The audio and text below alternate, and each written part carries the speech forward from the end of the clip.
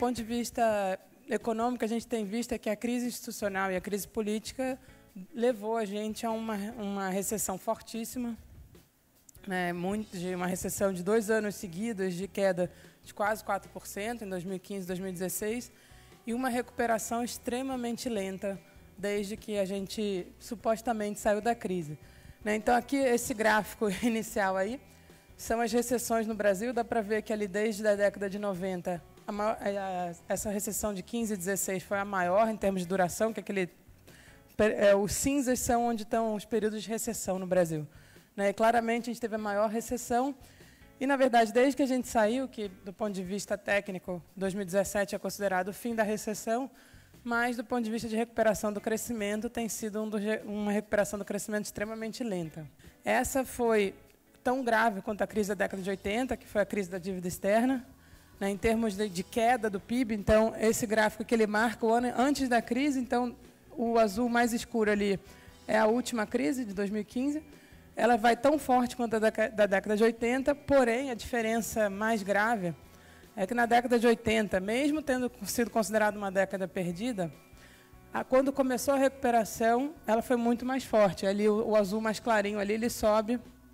Depois, em 4, 5 anos, a gente já tinha mais do que recuperado a crise anterior. Essa crise de hoje, a recuperação é aquela ali super lenta, que a gente vai demorar quase 10 anos para voltar ao nível do PIB que a gente tinha em 2014, o ano antes da crise. E as consequências econômicas e sociais disso são gravíssimas. Né? O nível de desemprego tende a permanecer alto por um período longo, tende a ter consequências graves do ponto de vista social e orçamentário também. Não é à toa que a gente está vivendo um problema fiscal que está associado ao crescimento econômico, né? E não o contrário, como as pessoas tendem a colocar. O Krugman, ele fez uma análise da crise de 2008 do mundo, né? Não a nossa crise brasileira. Ele estava analisando o que aconteceu na Europa e nos Estados Unidos. E ele falou o seguinte, olha, logo que teve a crise, os governos rapidamente atuaram para conter a crise. Né, eles já tinham aprendido com a crise de 29 como se recupera uma crise, evita uma crise gravíssima, como tinha acontecido na 29. Você já tinha grandes, na maior parte dos países desenvolvidos, que é onde foi a crise de 2008 e 2009, todos eles tinham grandes estados de bem-estar social, que funcionou como estabilizador automático, então a economia não despenca como tinha acontecido na crise lá da década de 30. Com isso, você consegue que a economia se recupere rápido. O problema, como ele fala, é que, uma vez recuperada da crise, e não tendo tido uma crise tão catastrófica como foi na crise de 29, a história, infelizmente, não ficou tão boa. E ele falou assim, a partir de um determinado momento, todos os países foram ditos que, se eles não fizessem um grande ajuste fiscal, eles todos virariam a Grécia. Como você tinha visto no período anterior que a atuação da política fiscal mais expansiva tinha ajudado a conter a crise, a partir do momento que todo mundo virou o jogo e começou a ir para uma situação de tirar o governo da recuperação, a recuperação começou a ser lenta no mundo inteiro. Essa, inclusive, é uma charge que ficou famosa, que na crise de 30 você jogou o banqueiro para fora, nessa atual crise você está jogando as crianças para fora, deixando o banqueiro tranquilo lá em Wall Street.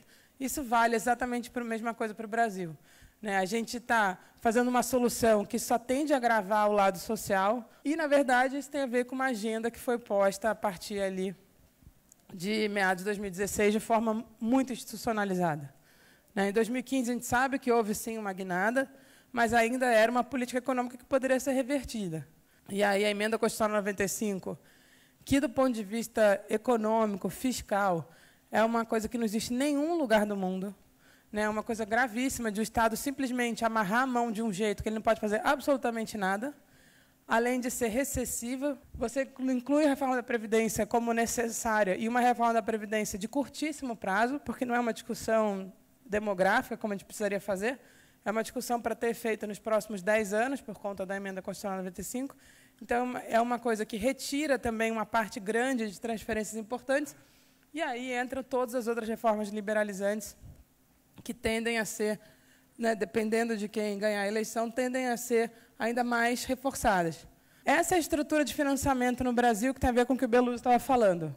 Né? O setor público, seja federal, seja o setor público, estados e municípios, eles se financiam basicamente com bancos públicos, que é isso aqui nos estados e municípios? Saneamento, toda a parte de mobilidade. Tudo isso a gente sabe que vem, uma grande parte desse recurso aqui da Caixa, vem do FGTS, né, vem de fundos públicos para justamente que o Estado possa investir. Todo investimento no Brasil ele tem como fonte de financiamento os bancos públicos, né, e seja no nível público diretamente, seja no setor industrial, rural ou imobiliário, que depende da atuação dos bancos públicos. Na hora que você tirar os bancos públicos, você não vai ter o Estado gastando, porque você fez uma emenda constitucional 95 que impede o governo de gastar diretamente, e não vai ter os bancos públicos financiando investimento privado. Da onde vai vir o dinheiro para investimento? Não tem. E como é que a gente vai recuperar a economia? Dificilmente a gente vai conseguir recuperar a economia sem a gente manter um Estado que, de fato, esteja preocupado com o desenvolvimento. Então, a gente, infelizmente, está nessa situação, né? Você tem um ataque aos bancos por uma questão, no fundo de uma visão de modelo de desenvolvimento diferente, mas, infelizmente, essa visão de modelo de desenvolvimento propõe recuperar a economia já há alguns anos, não recuperou, e, se ela se mantiver, a chance de a gente ter um crescimento baixíssimo durante vários anos, né, com voos de galinha, é enorme, e as consequências econômicas e sociais disso são enormes. É isso.